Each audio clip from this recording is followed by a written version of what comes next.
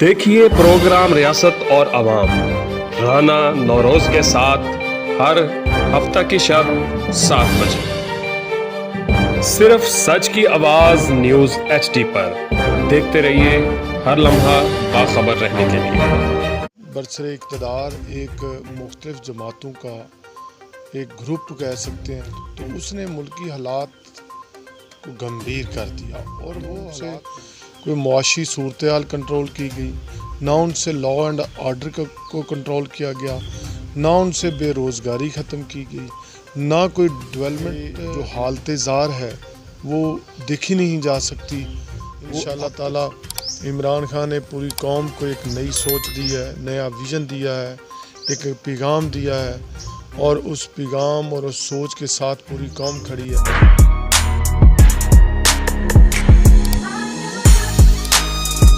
अस्सलाम वालेकुम, मैं हूं राना मोहम्मद नौरोज़ और आप देख रहे हैं हमारा चैनल। इस वक्त मेरे साथ मौजूद हैं माचीवाल के हलका से मौजूदा MPA एजाज सुल्तान बंदेशा साहब, जो कि किसी तारुफ के मोहताज नहीं हैं।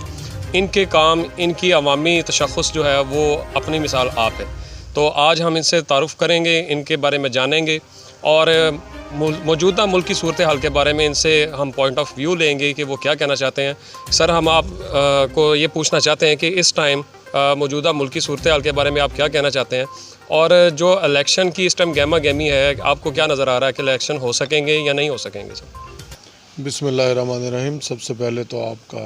मैं शुक्रगुज़ार हूँ कि आपने मुझे मौका दिया। मैं आपकी वसातत से अपने इलाके के लोगों से बात कर सकूँ और बाकी दोस्तों और पूरे पाकिस्तान में जहाँ तक आवाज़ पहुँचती है वहाँ तक अपना और अपनी पार्टी का, इमरान खान साहब की आवाज़ और उनका पैगाम पहुँचा सकूँ। देखिए, जहाँ तक मौजूदा मुल्की सूरत हाल का ज़िक्र किया जाए अगर, तो ये मैं समझता हूँ कि जब हमारी पाकिस्तान तहरीक इंसाफ की गवर्नमेंट, जिसको हम रजीम चेंज कहते हैं, वो चेंज किया गया, तो उसमें उसके बाद जो बरसरे इक़्तिदार एक मुख्तलिफ़ जमातों का एक ग्रुप कह सकते हैं उसको, वो बरसरे इक़्तिदार आया, तो उसने मुल्की हालात को गंभीर कर दिया और वो हालात गंभीर से गंभीर होते गए। ना तो उनसे कोई मुआशी सूरत हाल कंट्रोल की गई, ना उनसे लॉ एंड आर्डर को कंट्रोल किया गया, ना उनसे बेरोज़गारी ख़त्म की गई, ना कोई डेवलपमेंट करवा सके, ना कोई एजुकेशन सेक्टर में, ना कोई हेल्थ सेक्टर में काम कर सके। और ये पूरी कौम गवाह है कि जब हमारी हुकूमत थी तो हालात कहाँ थे, पाकिस्तान की मुआशी सूरत हाल कहाँ थी, और ये जो इम्पोर्टेड हुकूमत सरकार आई है, इसके बाद हालात किस नहज पे पहुँच गए हैं। आज हर तबका परेशान है, किसान परेशान है, मज़दूर परेशान है, सनतकार परेशान है, आम आदमी, गरीब आदमी के जो हालत ज़ार है वो देखी नहीं जा सकती, वो अबतर से अबतर होती जा रही है। और यही आपके सामने है, आपके सामने है, पूरी कौम के सामने है, पूरी दुनिया के सामने है कि हालात आज इस वक्त मुल्क के बहुत गंभीर हैं। सर, हमें ये बताइएगा, जो इस टाइम गहमा गहमी चल रही है इलेक्शन के हवाले से, खान साहब की भी पुरज़ोर कोशिश है कि इलेक्शन हो और गवर्नमेंट की भी पुरज़ोर कोशिश है कि इलेक्शन डिले हो जाए, तो इसके बारे में आप क्या कहना चाहेंगे? जो देखें, ये ख्वाहिशात पे तो ये फ़ैसले हो नहीं सकते। इस मुल्क ने किसी एक आइन 1973 का जो आइन है, उस आइन और कानून के तहत ही चलना है। ये ना तो मेरी ख्वाहिश पे चल सकता है, ना आपकी ख्वाहिश पे चल सकता है, ना किसी और की ख्वाहिश पे चल सकता है। और इलेक्शन को अगर देखा जाए तो पंजाब और KP की 2 असम्बलियाँ हमने कुर्बान की हैं और इमरान खान साहब ने अपने एक मज़बूत मौक़िफ़ की बुनियाद पर ये कुर्बान की हैं। और जब ये 2 असम्बलियाँ कुर्बान हमने की तो हमारी एक ही मुतालबा था कि इस मुल्क की कौम को, 2 सूबे की आवाम को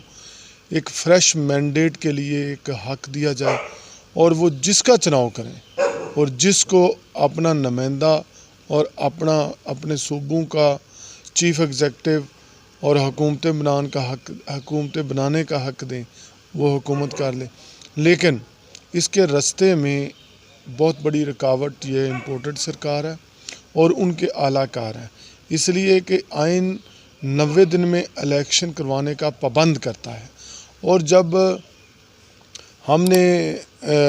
دیکھا کہ یہ لوگ الیکشن کروانے کے لیے تیار نہیں ہیں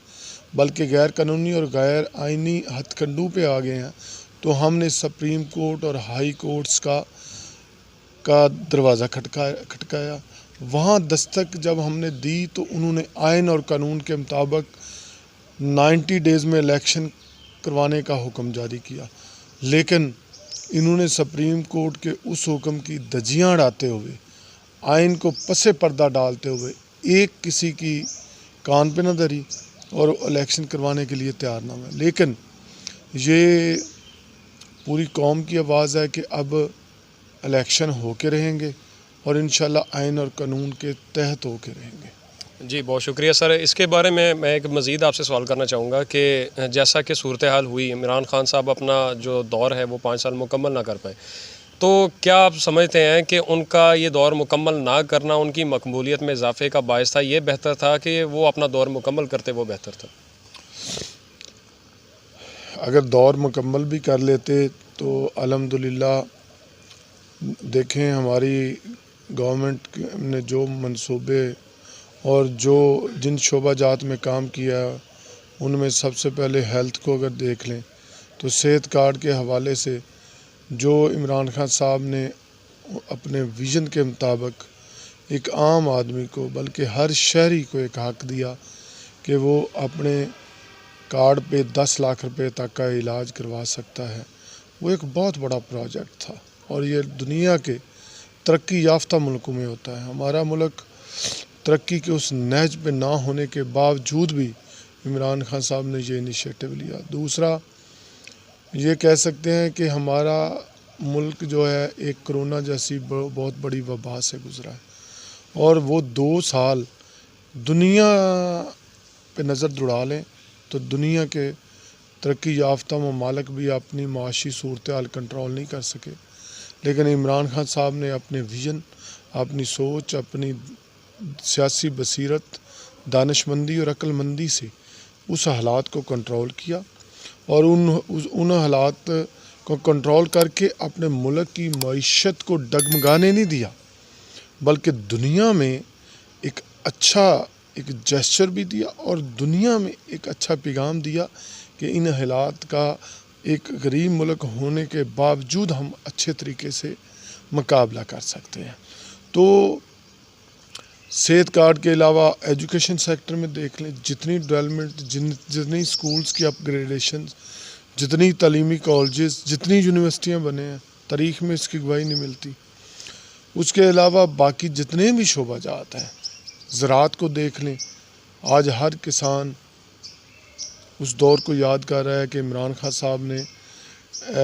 جو ایگریکلچر سیکٹر ہے اس میں بڑا ہی پروموٹ کیا، کسانوں کو فیسیلیٹیٹ کیا، ان کو اچھے بیج، کھاد اور ان کی فصل کے بر وقت اچھے ریٹس دیے، اور جو قطاریں لگی ہوتی تھی باردانوں کے لیے وہ قطاریں ختم کر کے ایک باعزت طریقے سے کسان کو اپنی فصل اٹھوانے کا موقع بھی دیا۔ تو اسی طرح باقی جتنے شعبہ جات ہیں اس میں بھی آپ دیکھ سکتے ہیں کوئی شعبہ،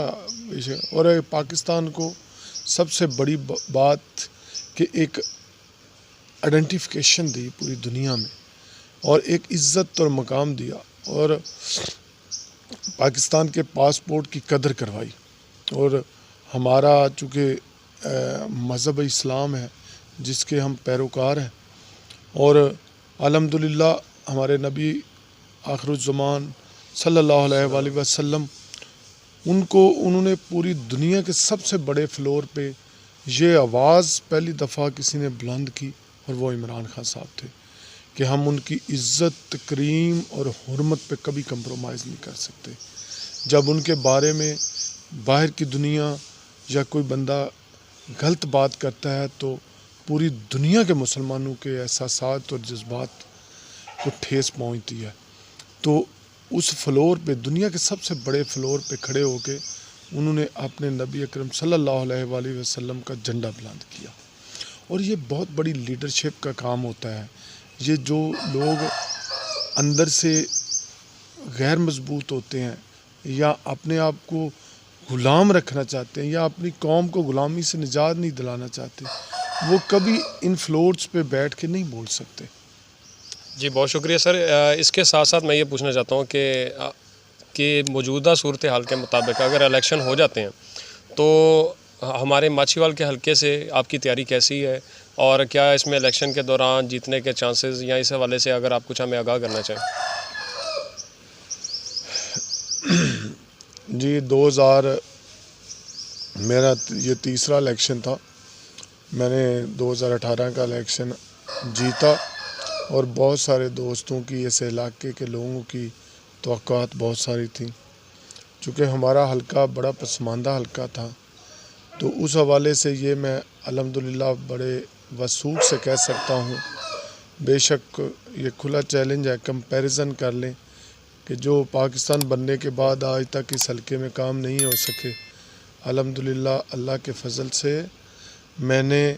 دوستوں کے تعاون سے میں نے وہ پروجیکٹس مکمل کیے، اور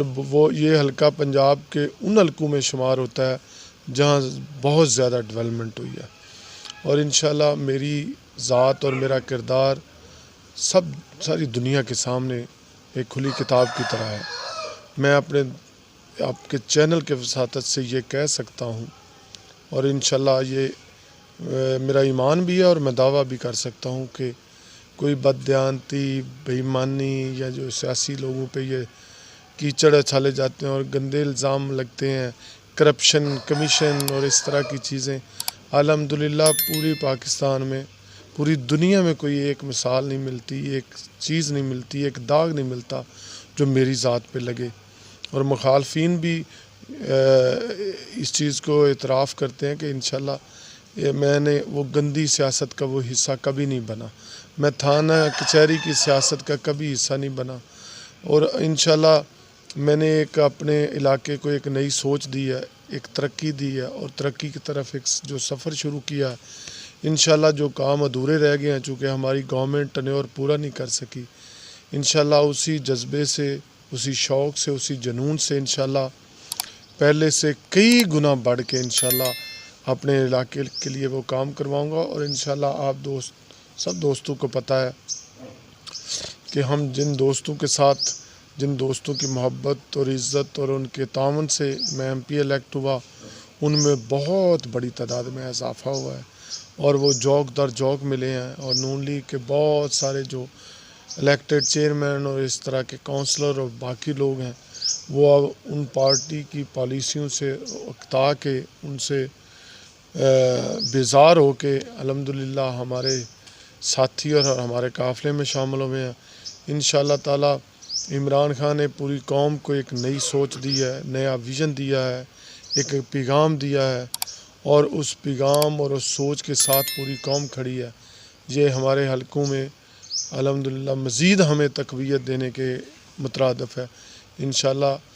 اللہ کے فضل سے اور دوستوں کے تعاون سے انشاءاللہ اس حلقے میں ہم انشاءاللہ دوبارہ ایک پھر منتخب ہو کے آئیں گے، اور ترقی کا جو ادھورا سفر ہے اس کو انشاءاللہ مکمل کریں گے۔ جی بہت شکریہ، آپ نے ان کی خیالات کا جو اظہار انہوں نے کیا وہ آپ نے سنا، اور انہوں نے بہت ہی اچھے انداز میں عمران خان صاحب کے ویژن کو بھی بیان کیا اور اپنے ویژن کو بھی بیان کیا، چونکہ گورنمنٹ ٹینیور نہیں پورا کر سکی۔ اس کے بعد جب انشاءاللہ یہ دوبارہ سلیکٹ ہوں گے اور دوبارہ یہ جیتیں گے اپنے حلقے سے، تو وہ جو کام بقایا رہ چکے ہیں اس سے بھی بڑھ کر کریں گے، یہ ان کا عزم ہے۔ دیکھتے رہیے ہمارا نیوز چینل۔